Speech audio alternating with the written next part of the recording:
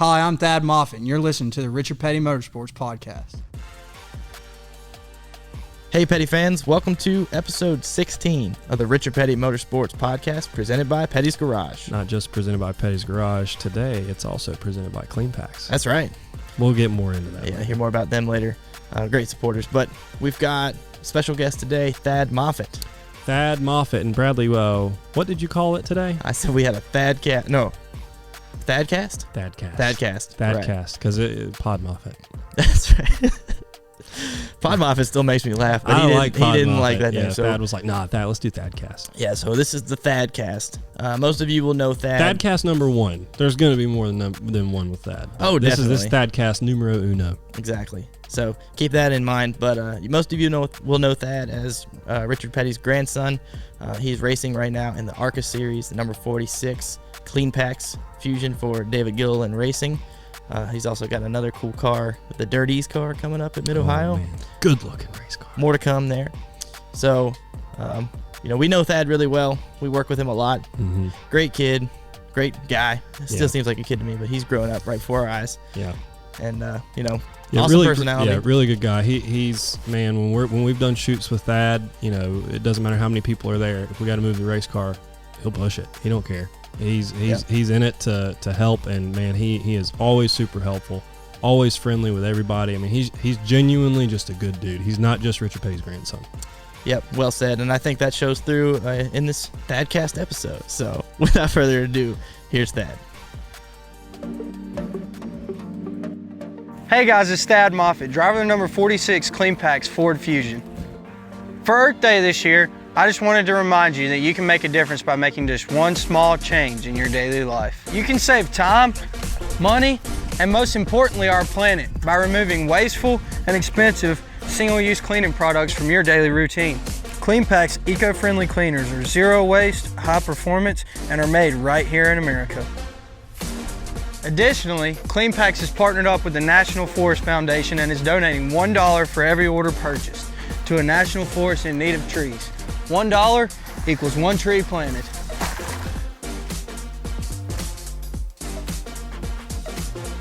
Go to cleanpacks.com and use code TM46 for a discount on your first order.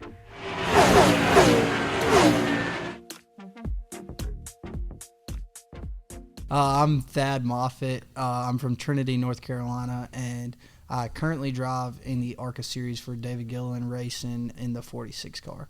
Awesome. Well, glad to have you on today. We are in a new location for those watching on YouTube. We film a lot on the Petty's Garage campus, but this is the first episode that we've actually done in one of the working buildings here at the garage. So Thad's got a nice lineup of cars behind him, and we've been waiting it out to let some folks finish up swapping tires and moving stuff around all day. So yeah, Thad wore the tread off of the tires on his truck, so we had to get some new tires for him. Yeah, he had to get those Generals on there. Oh too. Yeah, just like his ARCA car, right? Yeah, for sure. General always makes a good tire, so it's good to have them on my truck. Maybe it'll ride a little bit better. It'll last a little bit longer. Definitely. Yeah. First off, that we got to talk about what's sitting there in front of you. So, talk a little bit about your partnership with Clean Packs, and they're going to be on the car this weekend, right? Yeah, they're going to be on the car this weekend in Charlotte, and Clean Packs is actually my biggest sponsor this year. It's actually a really, really cool product because all of these bottles are reusable. So it's a green product, and they just send you these packs, and you drop it in, fill it with water, shake it up, and you can clean anything in your house, the windows, the kitchen, the bedroom, the shower, whatever needs to be cleaned. I mean, they have a product for everything. They even have like a laundry detergent line. So it's been really cool to work with those guys. They're kind of creative, and working with you guys doing some video stuff has been really, really cool. And they kind of just let us run with it. And they have a pretty cool paint scheme on the car. And, and we've got them 2 6th-place finishes and a 3rd so far this year. So heck yeah. We've been running pretty good with them on the car, so we're hoping to keep that up at Charlotte this weekend. Man, definitely. I tell you what, the nozzle on those bottles that they Clean Pack send you, it's the best nozzle you're ever going to find on a cleaning product. 100%. I'll bet my life on it. Yeah, and it's reusable. Reusable, I mean, it doesn't go out over and over and over again. Like, I hate using the Windex bottle, and then finally, like, the sprayer goes out, and you're like, oh man. Dang. Yeah. Yeah, and as a packaging major that I am, I have to appreciate the sustainability and reusing the bottle and just getting the pods. So they're a big sponsor of yours, big partner, and we wanted to make sure we gave them some love and talked a little bit about their products as we get rolling here. So you said you got and back to the Thad cast, back to the Thad cast or the Pod Moffitt. We were putting those back and forth. I think Thad was more of a fan of Thad cast. Yeah, Thad cast for sure. Yeah, that's the way to go. That sounds a little bit better. So you said you had a 6th, a 6th, and a 3rd in the Clean Packs car this year. 3rd is also your position in the championship standings, right? Yes. So we're currently 3rd in the championship standings, 28 points back of 2nd place, and then 40 points off the lead. So we're still in contention. A couple good races for me, a couple bad races for them. Things could turn around really, really quick, and I think we have the speed to be able to run up front with those guys right now. We just are lacking just a little bit on some of the mile-and-a-half stuff, and the short track most recently in Toledo, I feel like we struggled with drive off and being a little free. I think if we get dialed in, that we're in contention for wins and championships and everything else that may come our way. Well, we definitely hope that that's in the future. I think it will be. So talk a little bit about the ARCA series for someone who may not be familiar with that level.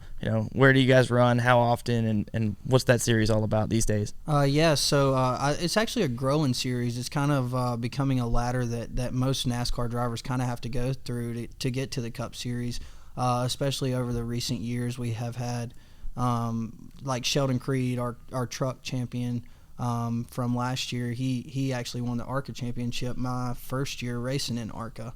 And then Austin Cindric, the Xfinity championship, I raced him at IRP in an ARCA car a few years ago. So, IRP, there's a track we need to be back at, right? Yeah, dude. I wish we were going back to Indy this year, the short track. I think that if they put the trucks and Xfinity cars over there with us, it would make for a really, really good race. I think the Cup cars belong at the big track, but I think that the Xfinity cars and the trucks would make like a really great race at that short track.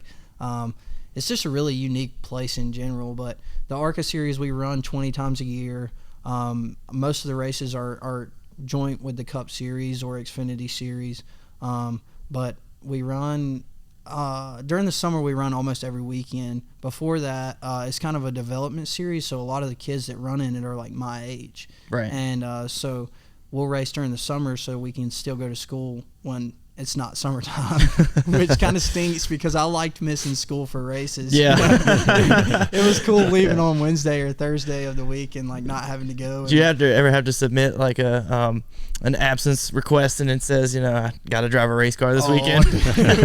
Dude, so my sophomore year of high school, I missed 80 days. Oh, wow. 80 days. And so they called me and my mom and dad like in the principal's office, and they were like, hey, like your son has good grades, but he can't miss this many days of school and pass. Ooh. And so that's when I decided to do online school because I really didn't have a choice. Like I liked the school atmosphere when I was at home, getting to go see my buddies and everything and doing all that, go to the football games and basketball games. Because it's a lot of drivers don't get to have that balance. So you felt like you were getting a little bit of, you're driving, but also getting the social aspect and that side of things, and they basically forced you into a situation where you had to go online. Yeah. But, I mean, it made a lot of sense. Adam went through the same thing, I mean, when the other kids are going every day and I'm only showing up 2 or 3 days a week and still getting the grades and everything. Right. Makes a lot, Yeah, so I had, my sophomore year, I had a tutor that would come to the house every Sunday. And I would sit there for like 5 or 6 hours and just catch up on work, and that was not fun at all. She was awesome though. My mom knew her from high school, and so they were like really good friends, and I got away with a little bit of stuff. It's all about connections. Yeah, tests were a little bit easier for me than the other kids, but no, it was fun being able to kind of balance the racing and high school and all that. I never did like go to prom or anything like that because I was always racing. But it was cool to be able to experience that while having a career. And I mean, I wouldn't go back and change anything if I could. Doing the online stuff was pretty easy, and that seemed to kind of prepare me for college and COVID and all that mess. Like everybody, online school was new to everybody but me. You actually had a leg up from that. Yeah. So it was easier for me. Everybody was struggling. I was like, dude, I've been doing this for 3 years now. Yeah. So you're talking about your mom and Adam.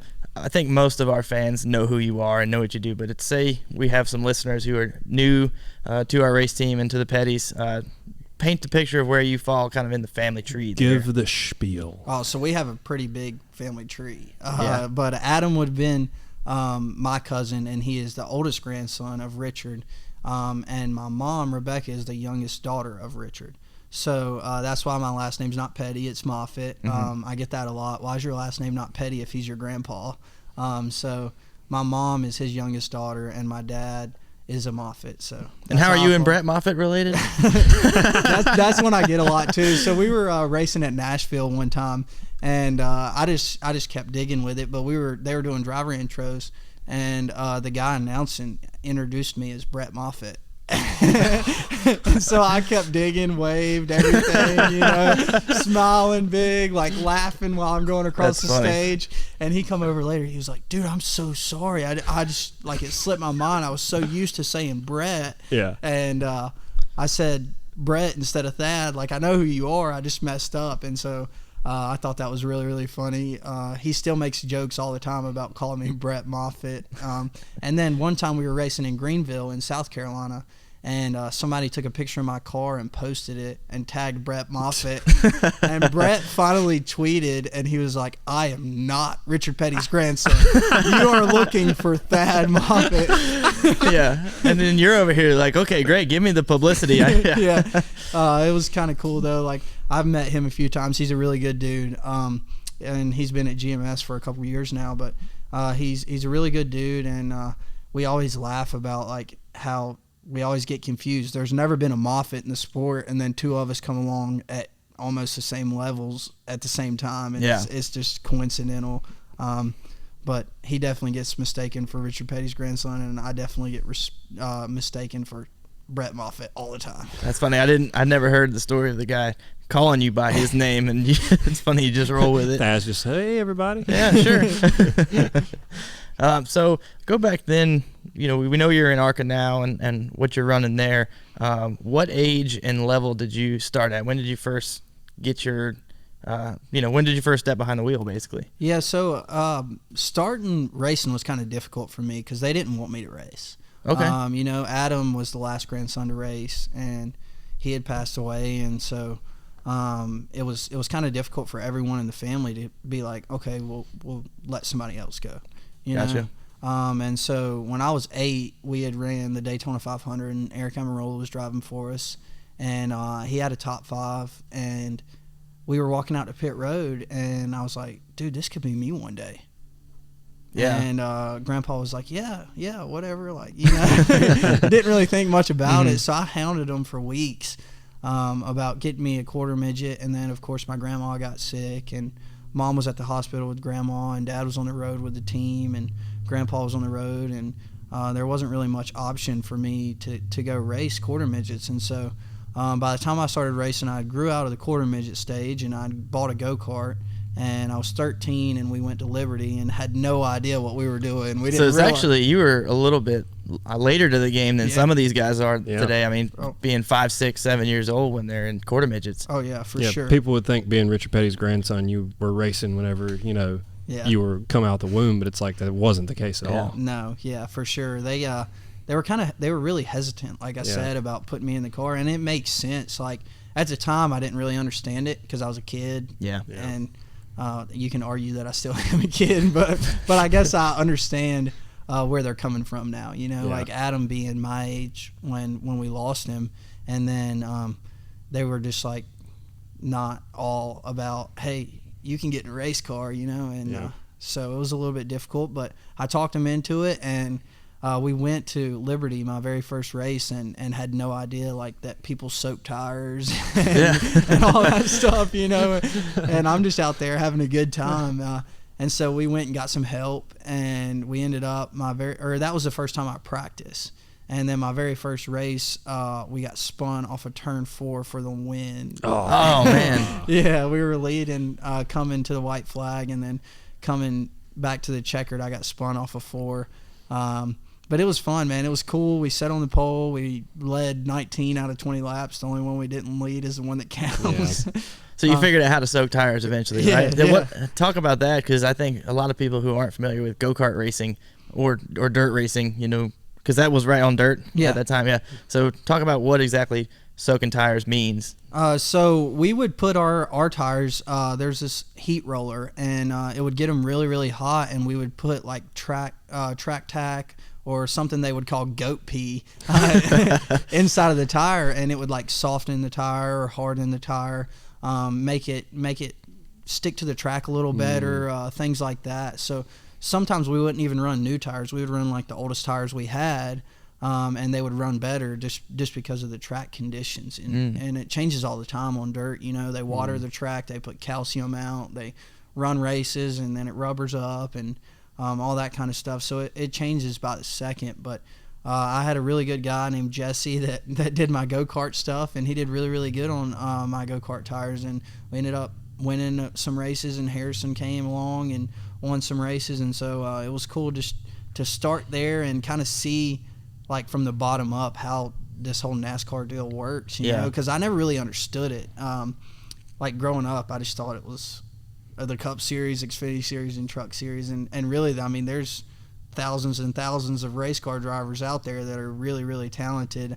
I remember racing dudes in go-karts that I thought were, like, Ricky Bobby. Like, they were just awesome. Like, I'm never going to outrun this dude. He's the man.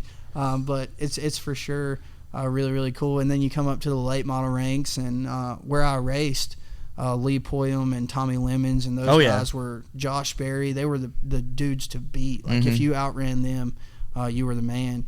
And so it was cool, like, just in the Southeast, being able to run against those guys and, like, seeing how long they had been there and how well they were at what they did. And I think that moving to the ARCA Series was, like, a big jump for me. Running, I mean, it's almost NASCAR cars. Like, we have similar horsepower, we run a similar tire, we run the same tracks. And I think that was really cool, just being able to jump up to that stage and be like, man, I think the cars got easier to drive the more I moved up too. The competition just gets better. Like the late model cars, I felt like they're pretty difficult to drive. But when you move up to the ARCA cars, it's a lot of the car and a lot of the setup stuff. I feel like the late model stuff, it's a lot on you. Like you got to keep the momentum up and all that kind of stuff through the corners. It's a little more difficult, I found, in the late model stuff than ARCA and all that to drive. But the competition level definitely steps up the farther you move up the ladder. Is that just because the late models aren't at the same power level, and they're they're just so different? Yeah, you don't have any horsepower to bail you out. I mean, you have plenty of horsepower to go fast. Right. You just don't have the horsepower to bail you out. Like, if you make a mistake in one corner, it's not like you're done the next time you come off the corner. Like in our ARCA cars, if you mess up, we have so much horsepower you can kind of bail yourself out on corner exit. Gotcha. But it's a whole lap, maybe lap and a half before you get that momentum back in a late model. You lose a lot of time in that in those lap and a half there. Yeah. So what was the first win that you bagged in go-karts? Where was that at? Wasn't the first one. That fourth turn. It wasn't my first race. You tried to pull a Kyle in the ARCA Series back in, what was that, 1980 or something? When he just got in the car and won that first race? It's 79, I thought. 79, wasn't it? Yes, might have been, yeah. 79, his very first race, and we were cleaning out. So he moved out of his house and moved a lot of his stuff into our barn at our house until he could find somewhere else to put it. And I was going through stuff down there because I'm just nosy and I like to look at stuff all the time, And I found a trophy, 1979 Daytona ARCA race, and I was like, it was like in pieces and everything. I was like, dude, Uncle Kyle would want this. Yeah. Like I gotta glue this back together and give it to him. And I thought that was really, really cool to be able to find that and give it to him. And I think it's displayed in the museum now, but for him to like just completely forget about it, and then I found it and he was like, dude, I've been looking for that thing. Like, I have not found that trophy in forever. And no, that was cool to be able to find that. But my first win was at Ace. They had a go-kart track. I don't even think they still run out there. But they had a go-kart track out there. What's that, about like 20-30 minutes from here? Yeah, it's in Burlington area, so not very far. But yeah, me and I think my sister won a race out there too. Like, I got it figured out. Yeah, she was one of like 3 go-karts that night. And I think the one lost the chain or something, and she ended up just beating the other. So she had a 50-50 shot at that point. Yeah, she had a 50-50 shot at that point, but she ended up winning a race out there. And then Harrison, I don't even know if he ran out there because I think they quit running there. But most of the go-kart stuff I did was like in Coleridge and Ashboro, Liberty. I did State Line up in Virginia. There's a big race called Williamson. It's like in a horse arena. It was really cool. I've been there. My sister's rode horses there before. Yeah, it was really, really cool. It was out in the middle of nowhere. Yep. And then there's like 400 go-karts in one place, and you're like, holy crap. Dude. Yeah. I mean, like, fans show up and everything. It's like the Chili Bowl of go-kart races or something. Yeah, it's really cool, though, because there's no room for error, though, because you're in a horse arena, and like they build this little go-kart track. So, like, if you go off the track, you're in the fence. Oh, man. Might end up in some horse manure. Yeah. You gotta watch that. Could be a pretty bad deal for everybody. Yeah. So you said your sister and Harrison, your younger brother, came along and did some racing too. After you were able to convince the family to let you go race, was it a lot easier for them if they wanted to give it a shot? Yeah, so it was kind of like I grew out of the go-kart stage, and then we had go-karts sitting there, and it was kind of like, well, who's going to race them? Like, I don't have time to race them. They're still sitting there. They're not doing anything good, just sitting there. So my brother came along, and he raced, and then he found out that he liked football better than racing, and he did pretty good in racing, though. He was really, really talented. He ran late model. Well, he didn't get to race, but he tried to run a late model one time. I was there for that at Myrtle Beach. Yeah, and he wrecked in practice pretty big. He was actually pretty fast. Like, he was 4th quickest. I don't know what he was thinking. He just sent it. Yeah, he just sent it off into turn 1 and then never came off of turn 2. So, it was pretty big.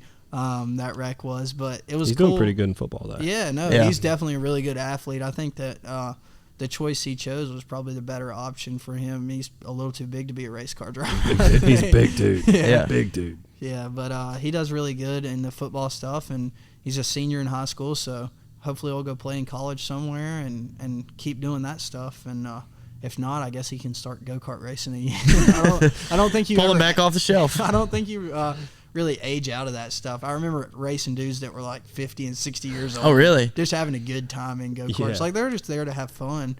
I mean, they're competitive. I know what still. you're thinking. Let's go, Bradley. Yeah. Well, I'm gonna trade in all my iRacing gear and get me a go-kart and go do the real thing. We would have a blast. Oh man, it's too much fun, probably. I've been thinking about we need to just like build us a little track and just buy a bunch of go-karts. Oh yeah. Like, build us a little dirt track. It doesn't have to be in the best condition, but like just build us a little dirt track. Everybody brings their go-kart and we just run for fun. I think that'd be sweet. Yeah, right out front here.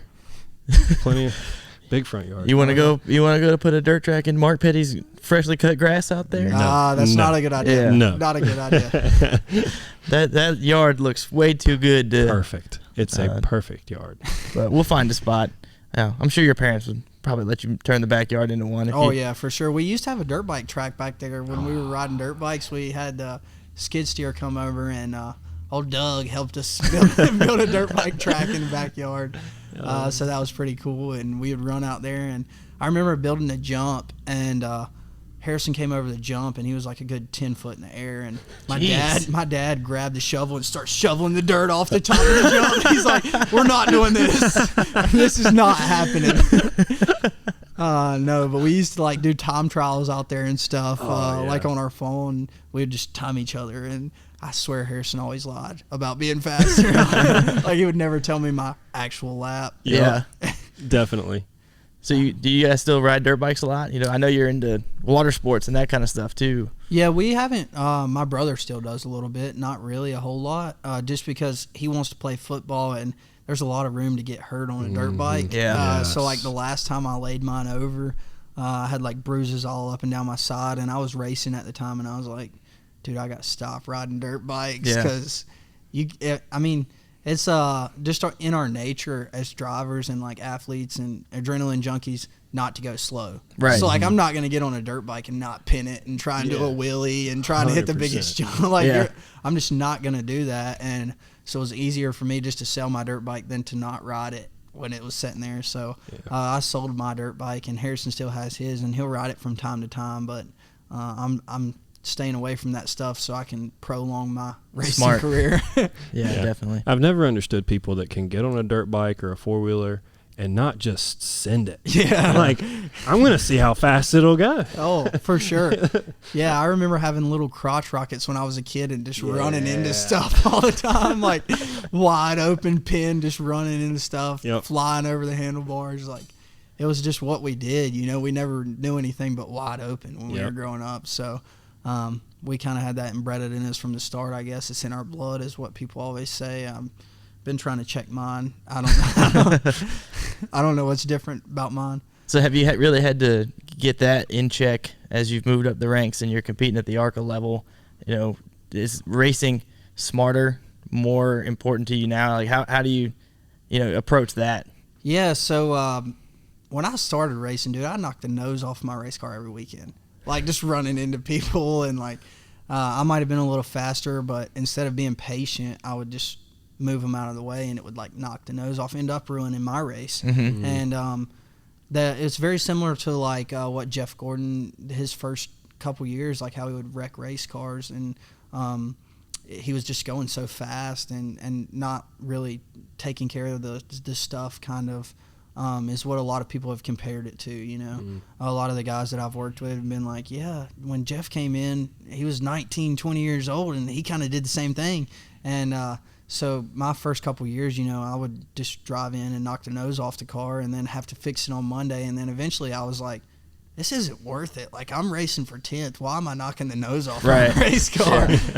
Like, for the win, I get it. But and you're helping the guys fix it at this point too, right? Yeah, so I was working in the shop at that time, and so I was like having to redo the decals every week and re-put the nose on and fix the ductwork, and it was just a lot of work battling for 8th place and having to replace the nose or a fender or quarter panel or something like that. So I figured out that being patient and timing your passes a little better and taking care of your equipment was a really, really big thing. You know, brake fade is real. I've had brakes go out and definitely brakes that just went straight to the floor a couple of times, and that's pretty sketchy. So taking care of your equipment is a really big thing to win in races, especially the longer races I ran. Like, when I started racing and it was 30, 40 lap races, I mean, you could go as hard as you wanted for 30, 40 laps, but when you have 200, 300 lap races, it becomes a little different story, and you really have to take care of your stuff.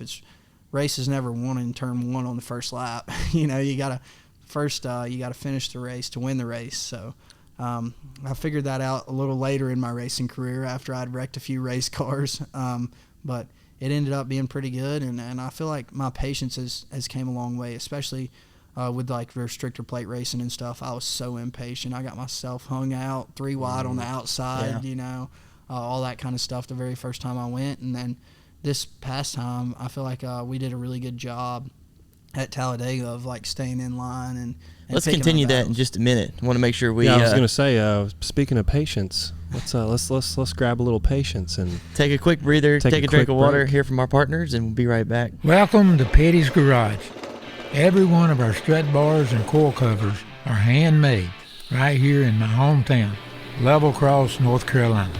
Now, you probably know my favorite color, but we still make these things in every color you can imagine. You've got the power to make your car go and show exactly how you want. Visit Petty's-Garage.com to check out all the parts, engines, and tunings we've got to offer.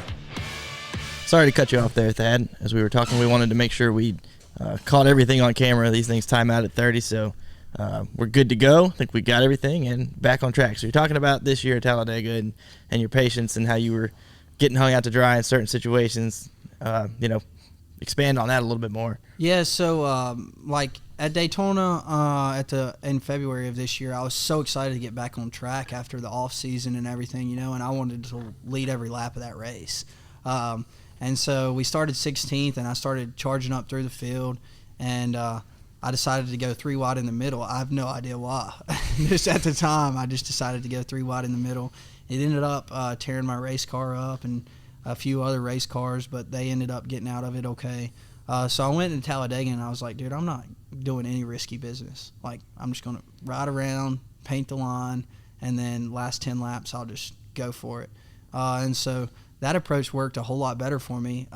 So I ended up running 6th, and I kind of ran in the top 10, top 8, like all day long. Yeah, you were there. Yeah. And we were really in contention for the win. I mean, they were 3 wide in front of me for the lead when they crossed the line. So, I mean, it was really, really close. We just did a green checkered restart. I feel like if it would have been a green-white checkered, we might have had a shot to, like, time a run and have a little more contention for the win there. But I feel like we were pretty close, and probably the closest I've been to winning a restrictor plate race. Me and restrictor plate racing have, like, a love-hate relationship. Right. You know, I just kind of take it for what it is now. I think we feel the same way on the Cup side. You know, our year was very similar, where we go to Daytona, and I don't even want to say it was Eric, but somebody was getting a little impatient way too early in the race, and so we came back. Eric. I know, we came back into Talladega, and it was a whole different strategy. Yeah. It's like don't even try and make any moves until you get past that first stage or something. Yeah, it's there's a bunch of different approaches you can take to restrictor plate racing, and I've found, and I think Eric has found, that the patient approach has been the best for us. You know, like people like Joey Logano would probably argue that the aggressive approach is better. I mean, he does really, really good with the aggressive approach, and not really trying to get his car wrecked. You know, I mean, he ends up sometimes getting in other people's messes and sometimes causing the mess, but he's always up front in the top 5, really. If you go to any restrictor plate race, you can look for those Penske cars to be in the front, especially Brad K. I mean, Talladega, how many times has he won Talladega now? Yeah. Like 6 or 7, I think, yeah. Yeah, so my very first time at a restrictor plate track, I was like, dude, this is easy. I sat outside front row, like, I was like, dude, why do people talk about this all the time? Like, this is easy. And then the race started, and I found out that it's really not that easy. Yeah. You know, I qualified outside front row. My window net fell down 10 laps into the race or something, so I had to make a green flag stop, lost a lap, got my lap back, being the lucky dog. I was running on 11th with like 10 to go and blew a right rear tire and backed it in the fence. So I was like, I ran everywhere that day. I ran in the middle of the pack. I ran in the back of the pack. I ran second to the leader. So it's totally different depending on where you're at. Like, if you qualify up front, you want to stay up front. But if you get caught right there in the middle of the pack, it's like, man, get me out of here. Yeah. I don't care if it's forward or backwards, but get me out of here. Yeah. You know? But restrictor plate racing is definitely a beast of its own. My favorite so far has been like the short track stuff. You know, like Phoenix is probably my favorite track so far. The atmosphere is cool. Really? You're in the mountains. You're like right there in the desert in the bottom of the mountains. The configuration is awesome. Makes for awesome racing. Like, the restarts, there's not an unentertaining restart. They're all crazy. We're like 5, 6 wide, going through the dog leg. Brad K almost hit the end of pit road, like, on his restart. That was wild. Like, I didn't get that aggressive with it, but I went pretty low, like over the storm drain and stuff. Sparks are flying.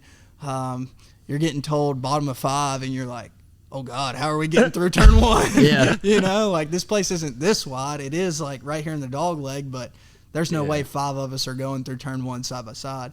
But I think that's definitely been like my favorite so far that I've ran in the ARCA car, because it's so entertaining and it races really, really well. Like, there's not a whole lot of fall off. It gets tight, so it's difficult to drive too. The track's like not easy to just pick up. I think running there and running into turn 1, you have to time your passes off of 2 if you're wanting to pass a car, because I got caught so many times trying to pass people off of 4, and then you can't get a good entry to 1, and they just drive right back around your outside. So that place has been really, really fun. And then some of the mile and a halves, like Chicago, that's not on the schedule anymore, I thought was one of the coolest places that we ran. Yeah. Because it's so bumpy. It's really abrasive. You can run anywhere. There's like 5 or 6 grooves you can run. A bunch of seams you can put your left front on or your right front and kind of make some speed. There's just a lot of room to move around. You know, I'm I'm not the biggest fan of the single file 1.5 mile racing. I don't know if anybody really is, but it's not as much as it's unentertaining for fans, it's unentertaining for drivers too. Gotcha. Yeah. You know, getting like 5 car lengths back of somebody and getting so aero tight and then not being able to pass them even though you're better than them and you know you're better than them. That's got to be so frustrating. Oh, dude. You have no idea. Like driving in there and losing the nose just because of air. It's so you guys deal with that in the ARCA series too. It's not just a Cup Series for struggle sure. right now. Yeah, it's every series, I think. I mean, the truck series is pretty bad too because those trucks are so boxy. I think like driving in there and getting on somebody's bumper and then the person in front of you, being the person in front of you, when you get loose, when somebody gets on your right rear or something, that's about the most fun you have trying to catch the car, you know. I have a lot of fun, though, at a place like Kansas where you can move around. That's been really, really fun to be able to kind of move up off the bottom. Last year I ran the wall the whole time at Kansas. I wasn't the fastest car, but I had the most fun. You know, I knocked my pan off on one of the restarts, so my car was so tight there was no way I was going to run the bottom. So I just went up to the fence, and I had Eddie DeHaan spotting for me. Which is Chase's spotter. Yeah, Chase Elliott's spotter. And he did a really, really good job of coaching me on how to run the fence. And so that was really fun, being able to run the fence and doing that all day long. I think gained me a lot of valuable experience, being able to put my skills to the test running the fence like that. Because if you're going to go to a place like Homestead and win, which used to be where the championship was always held, you have to run the fence. You have to be good at running the fence. So I think that's kind of, you asked earlier about like the ARCA series. I think that's kind of what it's for, like gaining us that experience before we get to the national series, you know, being able to do stuff like that and run Kansas and run the fence and run at places like Phoenix and do the 5-wide restarts. So we're not just thrown out to the wolves. Yeah, you're a lot better shape for the trucks and Xfinity at that point. Yeah, and we haven't been doing live pit stops, but that's also something that we got to practice a lot of that you wouldn't have gotten to practice. Like late model stuff, I never did live pit stops. You just come down pit road, you got like a 10-minute break. I got out and peed half the time. You know, like you got a 10-minute break, change the tires, get back in the car, and go for another 100 laps or something. But with the ARCA stuff, we used to do live pit stops, and hopefully we get back to doing some of that stuff. I'd like to see him implement it I understand why it's so challenging to do the live pit stops for ARCA because it costs a lot of money and you've got so many small teams and whatnot, but I would like to see him implement the live pit stops for some of the bigger events. Yeah. It kind of takes away some of the strategy for us too. Like, I know that you can still take 2 tires or 4 tires and have some left in the pits or whatever, but it takes away that ability to beat people off pit road and gain that track position. So I think that's kind of hurt us a little bit because I feel like at some of these 1.5 miles had we been able to get some clean air that we would have been really, really good. But the dirty air makes all the difference in the world when you're running places like that. Yep. So we know the question that you don't want to be asked, that you get asked all the time, is what is it like to be the king's grandson? And we're not gonna ask that. But I wouldn't know what it would be like to be somebody else's grandson. But I would like to know what he says to you after a race, or I understand you guys probably don't, or maybe you do, but probably don't sit down for like a couple hours every week and debrief everything. No. But I'm sure that he has some input, right? Oh, for sure. Especially most of the time when I mess up. Right. He's always the first person to tell me when I mess up. My parents are like my biggest cheerleaders. So they're like, "Oh, you're so awesome. You did so great." And it's like, I didn't win. How did I do so great, And my grandpa was like, "Well, this is what you did." And I remember racing at Pocono a couple years ago. And it was my very first time at Pocono. And I started 17th. And coming off of turn 1, I was running 13th. I had like a really good start. And he said, "Don't go outside in the tunnel turn on the first lap." Him and 4 other people told me. And you can imagine I went on the outside tunnel turn first lap. And coming out of the tunnel turn, I backed it in the fence. And my day was done. And I swear his finger is like this long when he points it at you. Chris, how many times on this podcast have we heard a story about the crooked finger? Oh, my dude. So I ride over to his motorhome, and he's parked in the infield, and I'm just dreading walking in this motorhome. Like, I already know what's coming. Yeah. And he's standing at the door, waiting on me. Man. And he puts that finger in my chest, and he's like, "What did I tell you not to do?" And I'm like, "You told me not to go on the outside in the tunnel, turn first lap. What'd you do?" I told him, and he had a lot to say, and we sat there and watched the entire race together. Like, I was obviously out of the race, so we sat there and watched the entire race together. And I would make a comment about somebody, and he would be like, "Well, at least they're out there. You're in here," you know. And oh man, grandpas, man. You know, I mean, it's good that he's tough on me though. Like, I can take it. Constructive criticism is character building. It's really, really good. And it's kind of difficult to kind of take some of the stuff that he did when he was racing and like redo it because our cars are so different.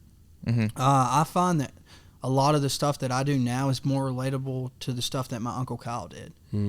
Because he did drive the next gen. Well, not the new next gen, but what was it, the car of tomorrow or whatever back then. And so he's like more comparable to the stuff I do. I mean, Grandpa drove with one foot. If I tried to drive with only my right foot and didn't left foot brake now, I would be in so much trouble every race, you know, like I would be out in left field, like seconds off the pace. But I think, like, a lot of the stuff, one of the biggest things that he helped me with is when I have a tight race car, my hand placement on the steering wheel. Okay. Yeah, so I never realized, like, if you're right here on the steering wheel and you have a tight race car and you're right here, then you have to put extra in to get it to turn right here, you know. But if you start your hands right here, once you get here, you can go there. Got more rotation. You can go there pretty easy. And I never realized that. So, like, if I'm dealing with a tight race car, I always slide my hands around on the wheel. Loose race car is kind of opposite. Right. And so he helped me with that. Like, that was one of the biggest things probably that he helped me with that he had done back in the day. Because, I mean, it's just so different. Like, it's hard to explain to people, but NASCAR's came a long ways since my grandpa quit driving. I mean, like, for a long time he was racing in a bucket seat, a bench seat. Like, he didn't even have a SFI seat or Hans helmet. He wore bubble glasses half the time. like he didn't even have a visor. So, I mean, it's just totally different now, but he's definitely knowledgeable. He knows everything about a race car, every part, piece, everything it takes to win races, obviously. Between me and him combined, we've won 200 cup races and 17 championships.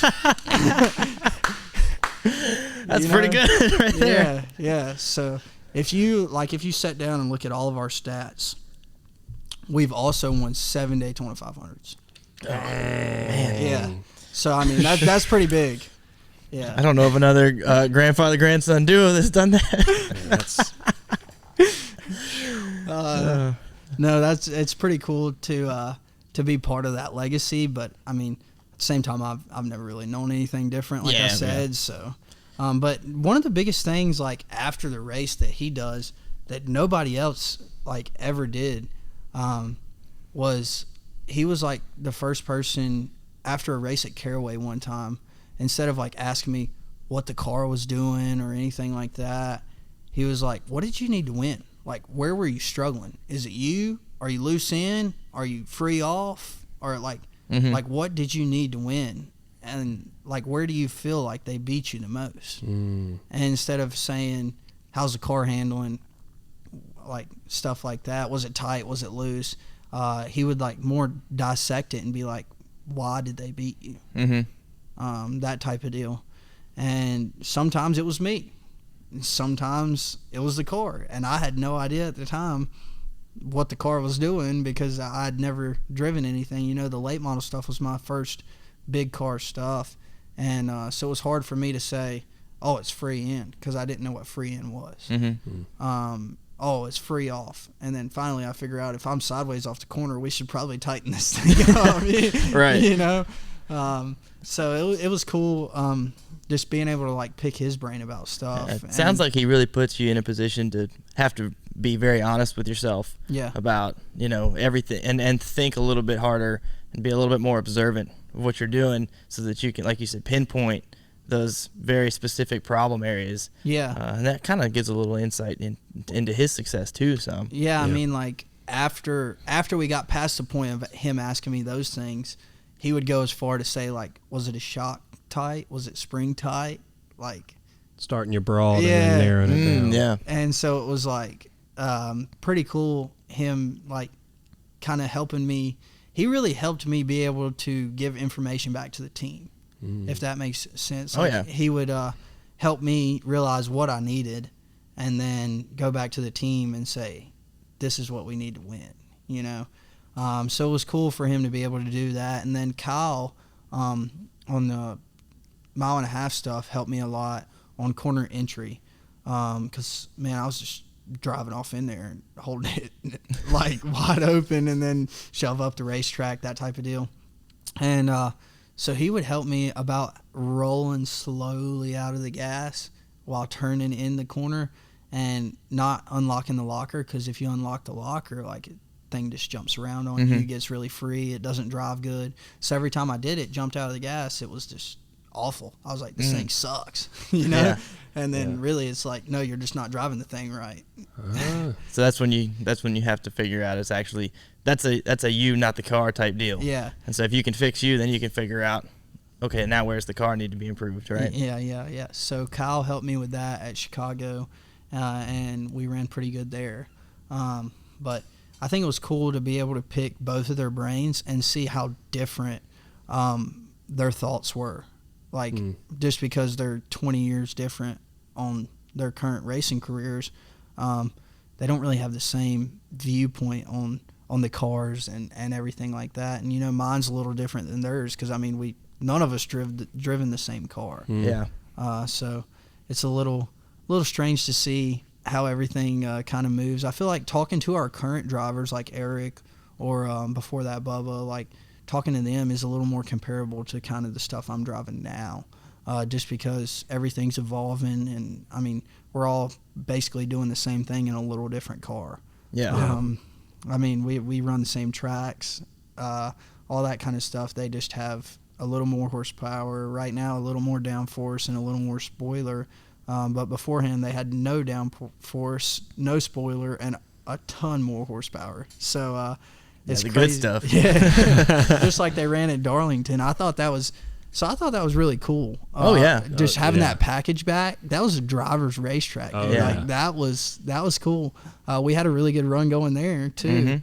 But I thought, like, watching that package race again was awesome. Oh yeah. I think that that should be implemented a few more times. Yeah. Maybe. We can only hope so. I mean, I think the true race fans feel that way. Oh, you know, yeah. if you really are I a mean- true race fan and you know what you're watching, that I think should be what you would want to see. My argument would be, like, if those are the 40 best drivers, those are the 40 best stock car drivers, right? So why should they not have the hardest cars to drive? Yeah. Why should Xfinity cars be harder than Cup cars to drive? Not to win in, just drive. Like, drivability right now, I think Xfinity car is harder to drive than the Cup Certainly car. looks that way. Yeah. So Definitely. if those are our 40 best stock car drivers in America, why are they not driving the hardest possible car to drive every weekend? You know? I mean, I know the competition level's really, really close up there. I mean, you can be a tenth of a second off and be 20th. Like, it's really, really close on that side, on the Cup side. So I know the competition's really, really hard. It's really hard to win races at that level. I just think that their package should go back to a more difficult car to drive.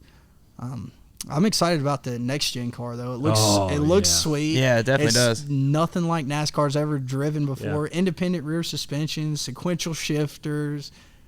Keeping, I know it sounds weird, but they are kind of sort of keeping up with stock, because that's what the stock cars that you can go out and buy, I mean, that's what they're like now. Yeah. So, I mean, now the Cup guys are going to be driving something like that. It sounds cool. Sounds like a dragon. Yeah, I mean I'm excited. our race cars have came a long way, but so have regular cars. Oh, yeah. So I mean, this is how this all originated, was stock car racing, and so like it's only makes sense that we keep up with the current cars, just like manufacturers do. And I think also, you know, racing used to be a test bed for technology for manufacturers, and as street cars went one way and stock cars, you know, continued to just evolve within their limits, then they veed off in two different directions. And maybe this next gen car will be more of an opportunity for the OEMs to use NASCAR as a test bed to implement some new technology that they want to put on a street car, or to have more parallel there. Yeah, look at Mercedes. Hey. Just saying. Yeah. There's definitely some things to learn from the F1 world.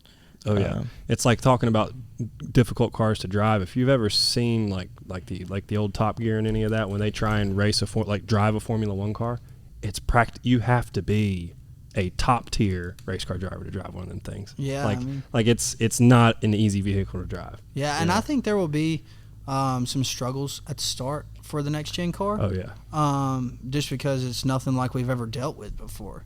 I think that they're going to do really, really good on the road courses, and they're going to be like 2, 3, 4, 5 seconds faster than anything else. Oh yeah. But I think on the ovals they're going to struggle a little bit just because it's a totally different ball game. It's going to make COTA, talking about COTA that just happened. Those next gen cars on COTA, I think it's going to be a little more, if you're a road racing fan, what you're used to seeing from road racing compared to what we saw, even though it was a downpour.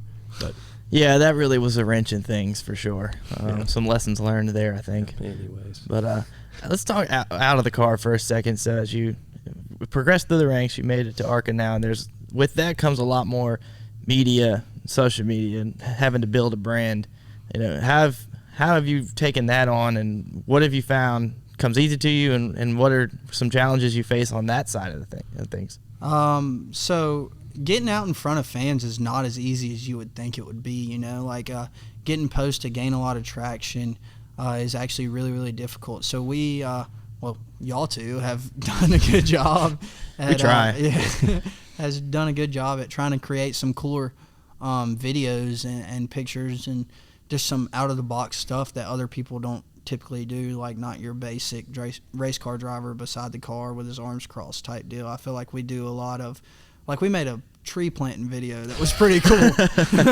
We made it cool. It was for Earth Day, planting a tree, saving the environment, all important things. Definitely. Clean Packs was like, Thad, we want you to plant a tree, and Thad was like, all right, well, we're gonna make it cool, and I was like, all right, man, let's do it. I was like, I'm not going to do no fact, this is the tree, this is blah, blah, blah. This is going to be cool. And it ended up being a pretty cool video. But, yeah, I think that watching my grandpa and the way he interacts with people and the way that he handles these shoots and commercials and all this kind of stuff that he's been doing for 60 years now, I think that watching him do it has helped me kind of know how to handle it and kind of be able to put my input in without overstepping.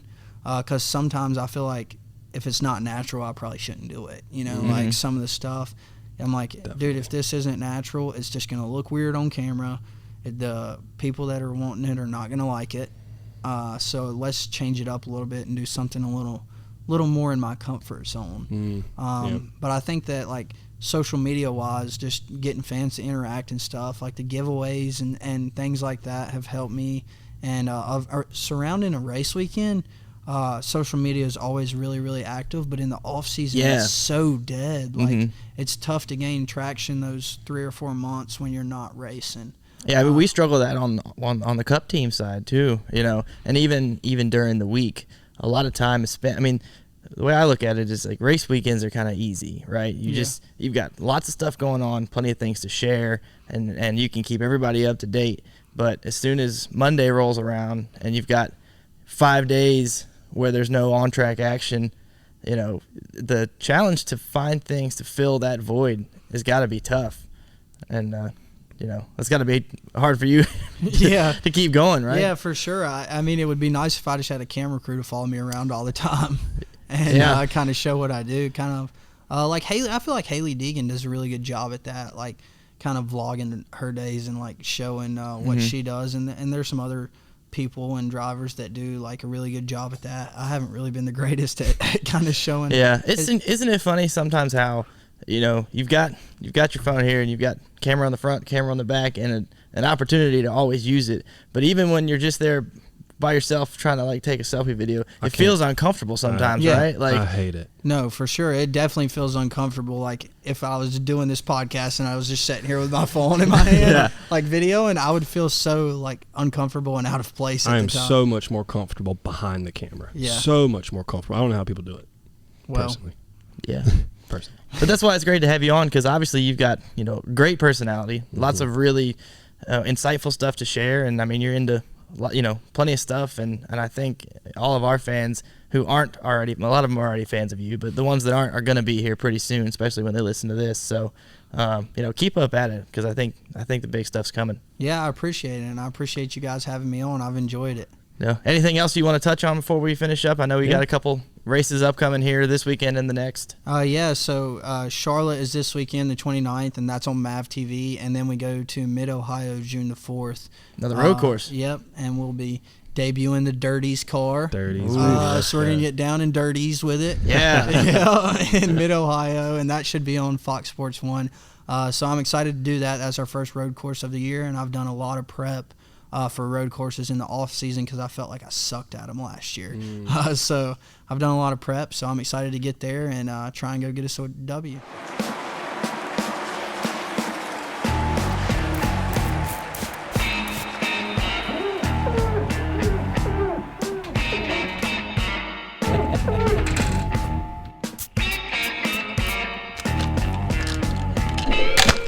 No, Grandpa. With Clean Packs, all of our bottles are reusable. You don't have to throw them away when you get done. You just unscrew the lid, drop a pack in, add water, and shake. You got enough to do all this? Yeah, Grandpa. We've got plenty. All right. Well, there was the first Thad cast. Got our first Thadcast out of the way. That's right. And thought it was a good one. Really, Awesome. Really enjoyed hearing what Thad had to say, especially about racing. Yeah. Not just what he's driving and where he's at, but the time and effort that he's putting in to learn and gain experience. Just the in the ARCA openness series. about it, just the openness about some of the things that he's learned from Richard, and kind of just now it's out there in the and Kyle too. Yeah, and it's that now it's out there, and we'll see if anybody else is able to apply what Thad just said on here in their racing career. Who knows? We know Thad's using it. Yep. This will come out Thursday, so make sure you're cheering on Thad this weekend. He's racing at Charlotte again in the Clean Packs car. It's going to be on MAV TV, and then next week he's at Mid-Ohio in the Dirties car. He said that's on FS1. I'll double check, but pretty sure that's right. So you got some exciting ARCA action coming up that Thad's going to be competing in. Make sure everybody supports him and cheers him on while he's doing that. And head on over to Clean Packs. Use code TM46. Tell him we sent you. Tell him we sent you. I don't know if you can do that. Tell him but- Thad sent you. Yeah, exactly. And as always, please make sure to subscribe to our YouTube channel if you like to watch us, if you just want to listen on a road trip or your commute to work. It's a great podcast for that. You can find us on Apple Podcasts and Spotify. Just search the Richard Petty Motorsports Podcast. Very easy, straight to the point name. Yep. And we see your comments. We see the feedback you guys are giving us. We've got a list of guests that we've put together that we're trying to work through and get more people on. So know that that's in the works. But if you've got a suggestion, any suggestion at all, send it our way. We'd love to hear it, love to see it, and we'll see what we can do to implement it. So thanks again, everybody. Really appreciate you listening, and we'll see you next time. Thanks, everybody.